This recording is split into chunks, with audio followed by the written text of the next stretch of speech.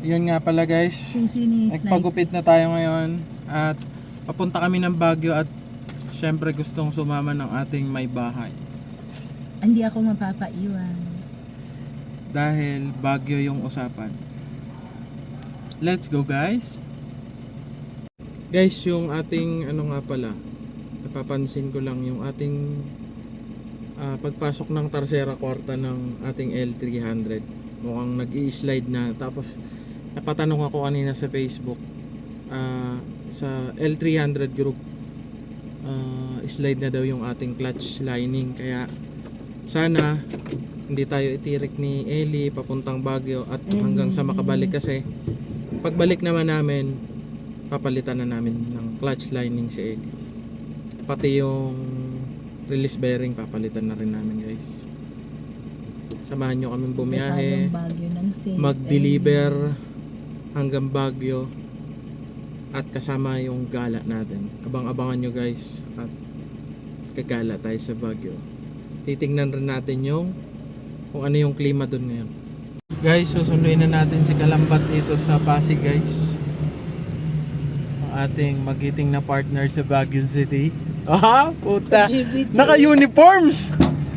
Ba't naka-uniform ka kaagad? Magpapawisan mo yan. Aray ko po ha. Biyahe na tayong Baguio guys. Alright. Stop over muna tayo guys dito sa McDo ng Valenzuela. Kain muna kami ng gabihan guys. Guys, kain na muna kami guys. Si Meses, si Kalambat. Kain muna kami bago mag Baguio City. Heart? Sa Pampanga may heart. Oh, sumisipol. Tanga na, nakarimap si Dudong. Di ba ang angas ng tunog ng nakarimap pala? Magpaparimap din ako. Dami mong gusto. Ha? Tangin na, walang delay. Bigay lahat ng hilo. Guys, pangalawang stopover namin ngayon sa McDo pa rin. McDo all the time. McDo ang paborito ni Kalambat at ni Guys. Ayan o. Kalambat. Kape guys. Kape. Hello. At si Melissa. Antok na yan. Pag-aming turgay. Dito na kami ngayon guys sa Aray ko po. sa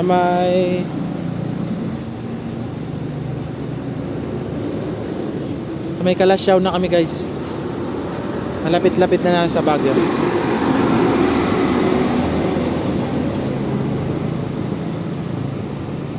Sarap ng kape sa McDo.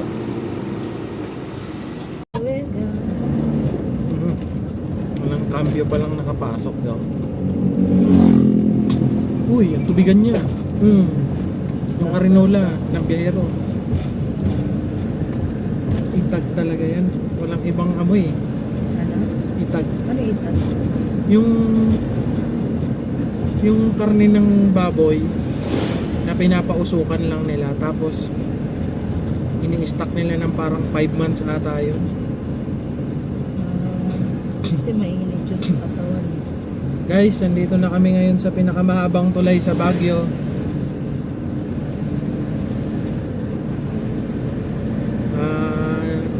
Yung pupuntahan namin yung Armed Forces of the Philippines Baguio, yung deliver namin ngayon. Sabi sa mapa, ano pa, kalating isang oras pa pala. Mas maganda pala yung city light paggabi dito sa Baguio guys. Napakaangas. Huwag ka talaga. Maganda talaga yun. Kasi makikita mo lang yung city light sa gabi. Sabi ko nga, Makita mo hindi ba- pala makikita yung city light sa umaga. Ma-appreciate Right, mo ba yun? Sabi mo bang maganda? Ay, nako. Nasaan na tayo? Tuba Municipal Police Station, Mga 1 kilometer ahead. share sa dili. Benguet na tayo guys, Benguet.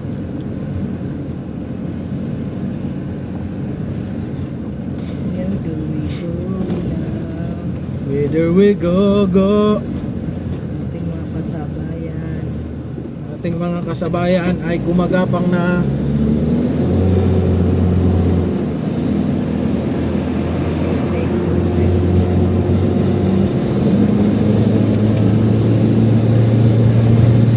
Kaya mo tuloy. pinagapang pa oh. Tangay nang yan. Yung pinakapataas pa talaga ng Baguio City yung pinagapang eh. Ginagawa pala kalsada. Ginagawa yung kalsada, aray ko po. Maayos ang kalsada, sirain.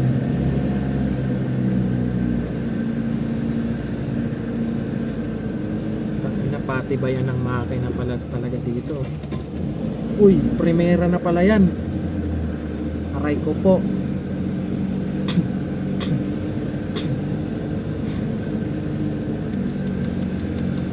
Mali.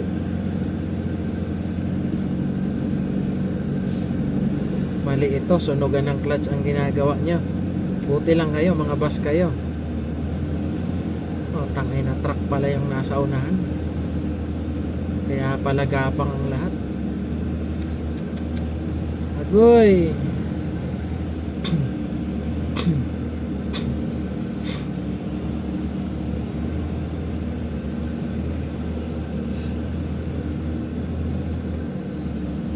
Yun na mapaabuti ng isang oras ang gapang.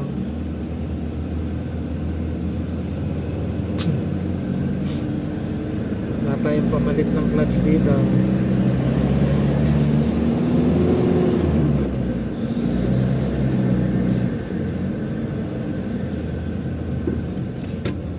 Balik primera, balik.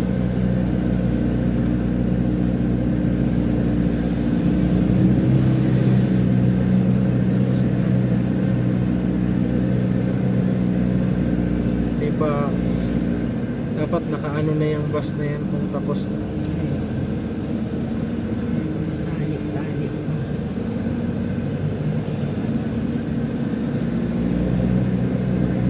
Aray ko po.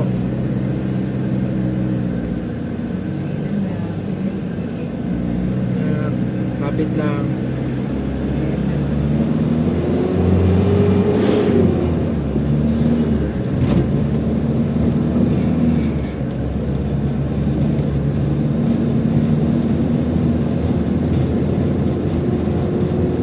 Tek nang magtatlong minuto sa gapang ha. Nabili ka dito cauliflower ha. Dito fresh. Dito fresh na fresh talaga yun. Puto pa lang tayo. Basta mga jeep dito look. Ginagawa ka na din dito yung jeep eh, no? Ganda.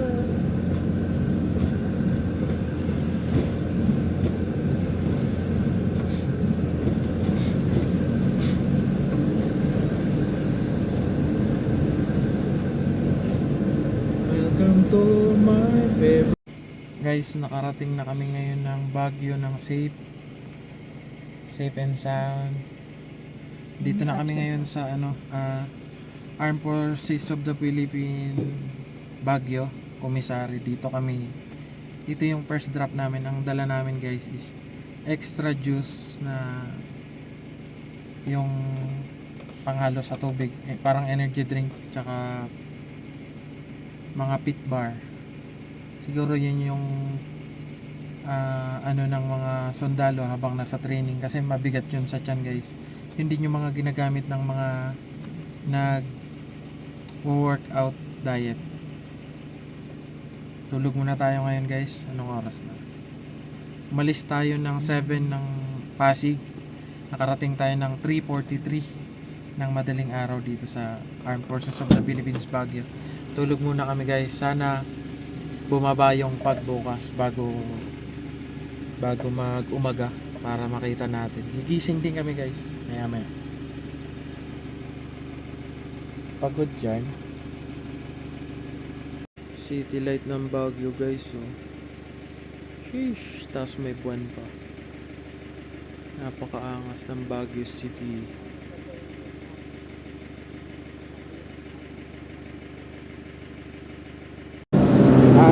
Kakagising lang natin ngayon guys. Good morning to yung lahat. At gagala kami ni Kalambat. Nagkakapes. Dito sa Bagyo, magkutin. Oh, magkutin daw sa Baguio. Wala, hindi pa tatagos yung lamig nito sa ano ko, buto. Naka t-shirt lang tayo ngayon. Kape sa Baguio guys. Dahil mag-aantay pa tayo ng receiving. 8 pa daw yung receiving ng first drop natin.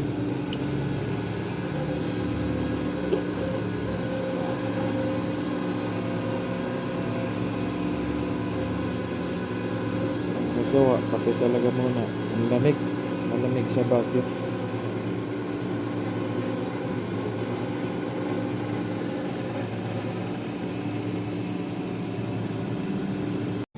At yun nga pala guys, yung update sa delivery natin ngayong araw. As per Bunso, Kalambat, ay alas 8 pa daw yung receiving sa first drop. Kasi ang nangyari guys, yung ABSES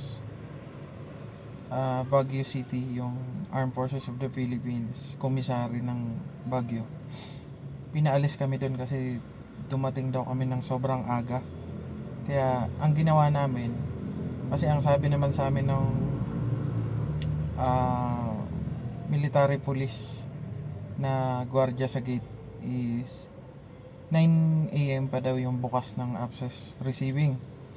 Kaya mas minabuti naming puntahan muna yung Chongsan marketing dito sa Benguet, sa La Trinidad. Unahin na muna namin dito guys. Kaso ang sabi naman sa akin ni Bunso, alas 8 pa naman daw yung bukas. Sana mabilis kasi ang plano ko talaga sana alauna makababa na ng Maynila para makapagpahinga rin naman, makapagpahinga rin kaming magkapatid kasama si Mrs. Kasi medyo iba rin talaga yung puyat ng biyaheng Baguio pala.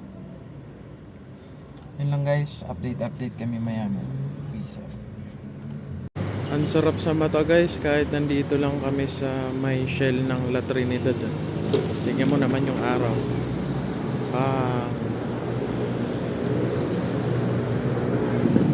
Sheesh. Yan.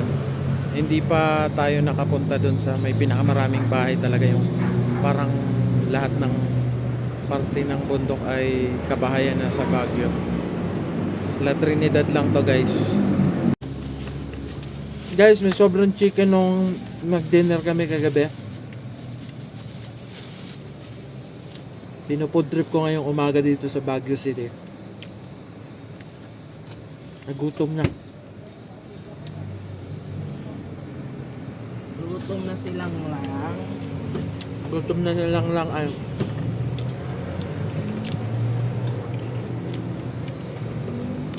Tambay muna tayo guys sa Shell habang nagpapareceive si Kalambat doon sa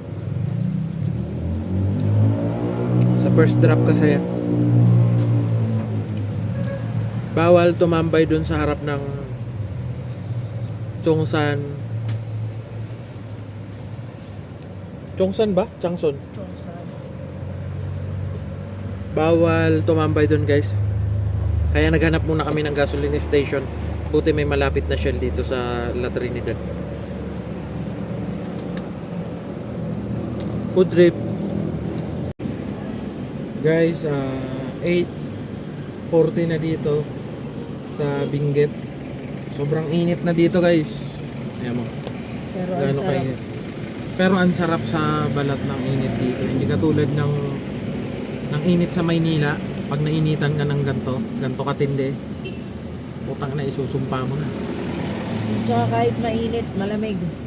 Kahit mainit dito sa Baguio, malamig yung ano ng hangin. Kaya naka-jacket pa rin mga tao dito. Kaya siguro talagang pang dito yung balat ko.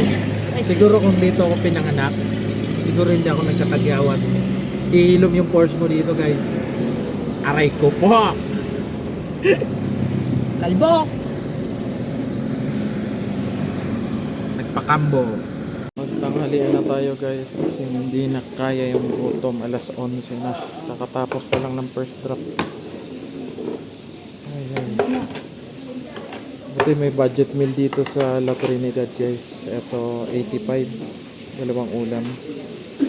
Tapos may kanin isa. Nagpa-extra rice lang din tayo. Yun 95. Ay ito pala 95 yung all meat. Tapos yun 85 din. Gulay. Kain na tayo guys. Kain na tayo. Lambat. Gutom na. Ay, tanga.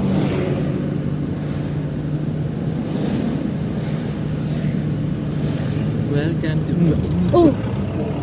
Ina. Ina mo! Saya. Ang ina ka! Jiwa ko.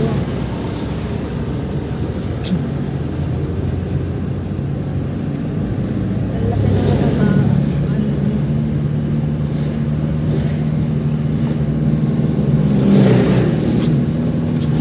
hindi na maaraw. Makulimlim na. Init ng araw. Ganito talaga panahon sa Baguio namin.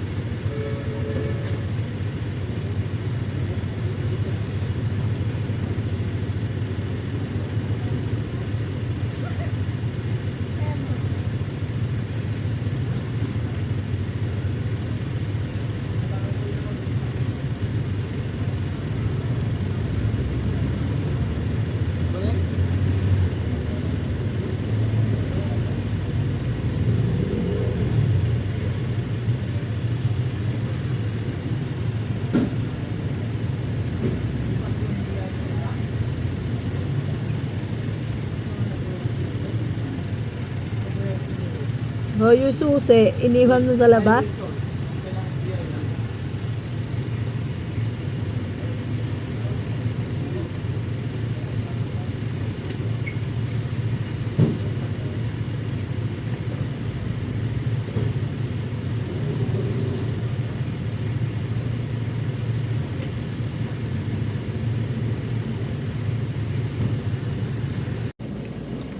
Bali guys, kakatapos lang natin magbaba sa Chongsan sa may tapat ng Burnham Park dito sa Baguio City. Second drop yan? Pupunta na ulit kami ng Access.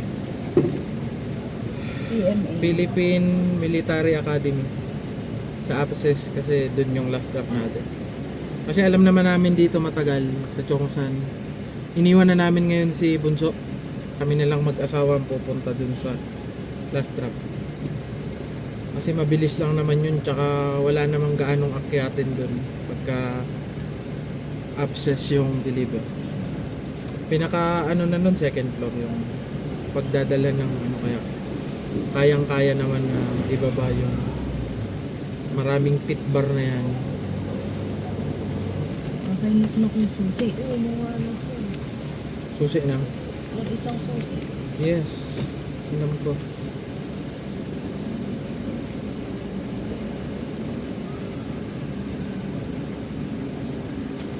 Dapat yung likod, di mo na nilak. Let's go guys.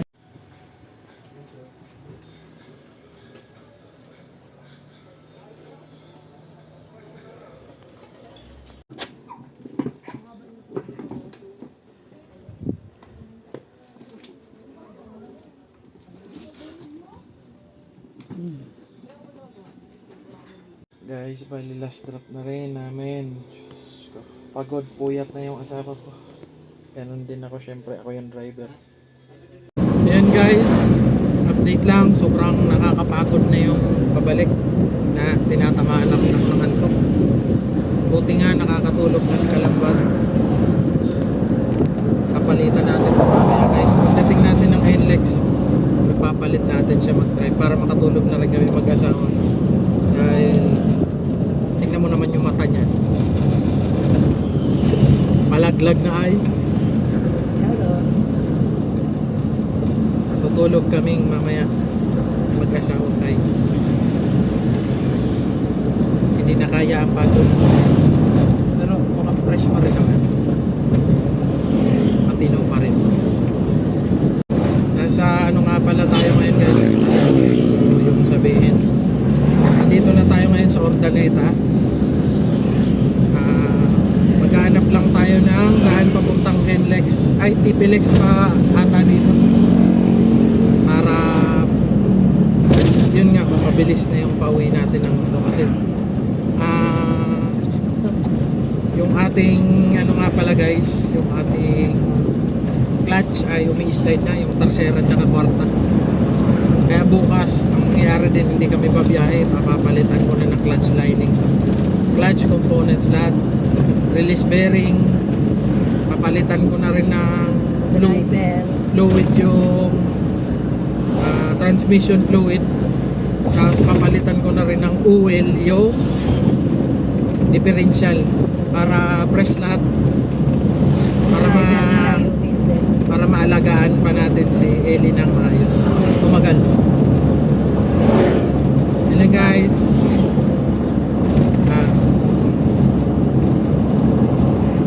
Ang biyaheng Baguio, hindi na kami gumala kasi grabe na yung traffic talaga sa Baguio. Nakakapagod kung tutuusin. Sa tutuusin lang, nakakapagod na siya, hindi na siya nakakatuwa. Sobrang traffic, hindi mo malaman kung ano. Grabe guys, sa tutuusin lang, hindi kaya, tutuusin lang. Tantado. Tarantado. Dinner guys bago umuwi. Hindi. Gabi na. Nakakita ko ng ulo ng pamilya. Sinigang na ulo ng salmon, pork steak, tapos sinampalukang kambing. Gandang gabi guys, update lang, 8:30 na ng gabi. Dito pa rin kami sa NLEX, nag-tollgate na kami guys, at hindi na rin ako yung driver. Ayan na si Kalambat guys. Medyo pagod na rin talaga ang mga people. Sus, tulog-tulog na siya. Yun lang, masasabi ko lang sa Baguio delivery namin, may kasamang unting gala. Nakakapagod pero ganun talaga ang buhay guys. Tuloy lang tayo sa pagdi-deliver ng pangarga ni Calvin. Kakaawan rin tayo sa kahirapan. Tiwala lang sa task kids.